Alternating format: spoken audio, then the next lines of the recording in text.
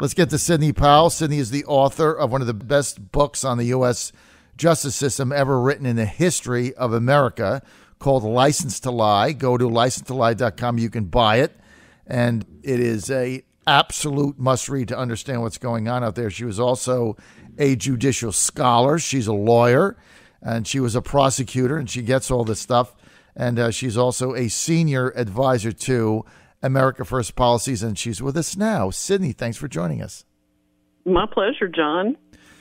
And I know you had to get up extra early to be with us, and you got a big day ahead of you today. So thank you. Double thanks to Sidney Powell. So, Sidney, let me just give you this one stat here, and then I'm going to just turn it over. An analysis done said that Brett Kavanaugh has the second most conservative record on the bench, if confirmed, of any justice that had this type of history, next to Clarence Thomas. And that's a measure that scores judges on a liberal-conservative spectrum. What do you think of the choice? What will happen? I think he's going to be confirmed. He's an absolutely brilliant jurist. Most people don't know this, but he is the top, what they call feeder judge in the country, meaning that his law clerks often go on to Supreme Court clerkships more often than any other judge in the country. And they have been hired by both liberal and conservative justices.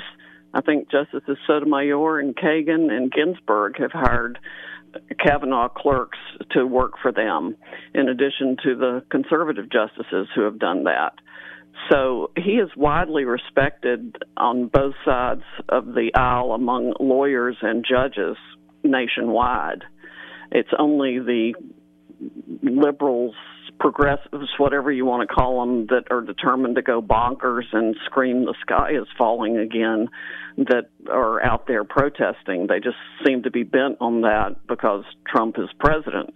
It doesn't matter what he does with respect to anything. I mean, whether it's, one week he's going to start a nuclear war and the next week he's talking to Kim Jong-un, and he's got the lowest black and Hispanic unemployment in the country's history, and and the best economy, and I don't know when, and all kinds of good things are happening. People have more money in their paychecks, more bonuses, less taxes. It's all good, and they just can't abide it. I don't know really what their problem is, other than they seem to be stuck at age 2, and I don't want to insult any 2-year-olds I know. So what do you think of his credentials as it relates to, is he going to be a reliable conservative on the court? I had a text from somebody in Williamsburg, Jim in Williamsburg, who said, hey, this looks like a swampy guy. He's been around the D.C. area. He's going to get there. He's going to be kind of like Kennedy, wishy-washy. How do you see it? Well, he certainly has a solid record as a conservative, but honestly, no judge, hopefully, will know how they're going to vote on a case exactly until they see the facts of that particular case and what laws it arises under. I mean, we really don't want somebody who's going to prejudge everything. So he's a brilliant mind. He's obviously a really good human being. I don't think you could want anything more. I don't see how the Democrats are going to defeat him, because the Republican vote is going to hold. Murkowski and Collins are not going to vote against him. First of all, Lisa Murkowski from Alaska and Susan Collins from Maine, they voted for Neil Gorsuch the last time. They've never voted against a single Trump judge nominee, and they've never voted against any Supreme Court nominee from any president. So all of a sudden you're asking both of them to jump ship based on what? I mean, and there's no basis for anybody to vote against him. He's qualified to do the job. That is the ultimate standard. Does he have the requisite academic and ethical qualifications? He clearly does. Sidney Powell, you can overthink it all you want and try to analyze decisions and read tea leaves and predict the future, or worry about Roe versus Wade, for which there's not even a case in the federal pipeline now, and scream the sky is falling. But the man is eminently qualified to do the job, and that is the only reason there is advice and consent of the Senate. That is all they should look at, and frankly, everybody should vote for him. All right, so both of us agree he's going to get confirmed, and we think it's going to be handily, right?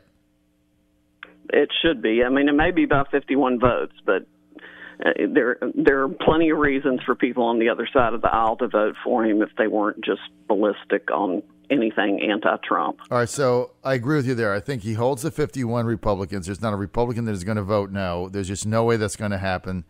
And I think once that becomes imminently clear and the votes of Democrats no longer matter because he's going to get confirmed anyway, then I think he's likely to pick up 4 or 5 Democrats, specifically Heitkamp, Donnelly, Manchin, and Doug Jones in Alabama, and he could get Air Claire or one of these others in a red state that voted big for Trump. So I think 55, 56, but I don't even see this as being tough. Now, Schumer held him up for the D.C. Court of Appeals for 36 months. Remember that? I mean, Schumer just... I heard that, but I did not remember it, and I don't remember why. He just didn't like him. He bottled him up. But, you know, when he finally got to the floor and the votes were there, he got 57 votes and only 37 no's. So he's going to get confirmed. There's no question. Now, Sidney, let's get to the ruling yesterday by a judge saying that the administration, under their zero tolerance policy, immigration policy at the border, that they cannot detain children with their parents at the same time. That's a blow. They ruled against that. So here's what the courts have said for zero tolerance. If you come across the border illegally and you're with a child, you can't be detained and they can't take the child. If you come across the border illegally with a child, you can't be detained with a child. So basically what they're saying is if you come across the border illegally with a child, you're going to be set free. I mean, isn't that basically the reality of the ruling? I think that's what they're trying to accomplish, but what really ought to happen is they're just put back or put on a bus and taken back across the border deep into Mexico, because there's discretion under the statute. I think it's Section 1225 of the Immigration Act that gives Border Patrol agents the discretion, if they know an admission is false or fraudulent, or, you know, people don't have the right documentation, to just send them back. They don't even have to have a hearing. So when the president said, you know, he wanted to do that, he was perfectly within his rights to suggest that, and that's what they ought to be doing instead of keeping people around forever.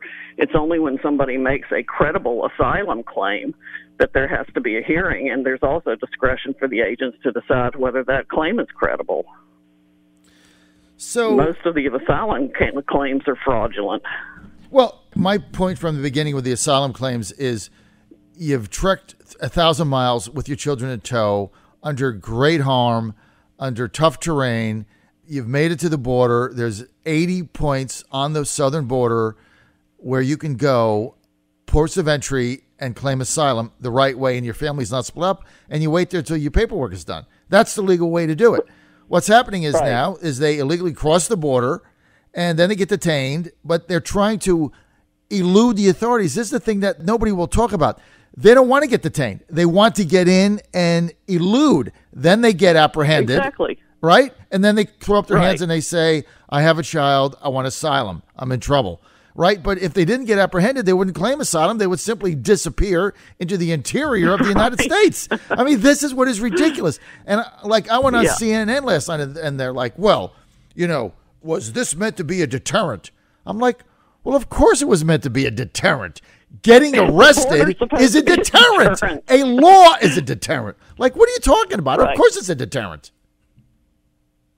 Well, at least it's meant to be, but, you know, it's so screwed up now. We really need the wall. Well, we need something, because there is no policy right now.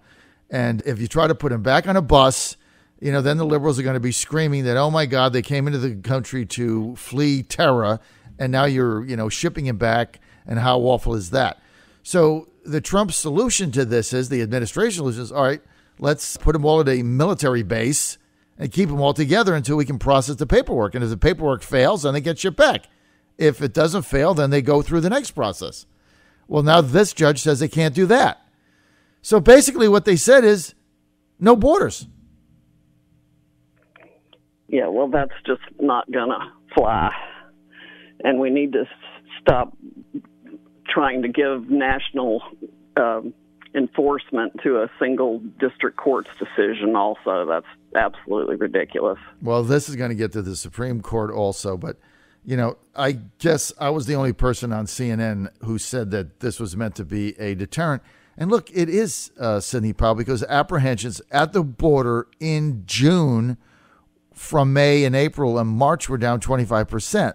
So obviously, if you think you're going to come across a border and get arrested and they're going to take your children, you're just not going to go, right? I mean, that's the purpose of it. That doesn't seem to deter nearly as many as it ought to. Well, because I don't think they thought that we would actually go through with it, right?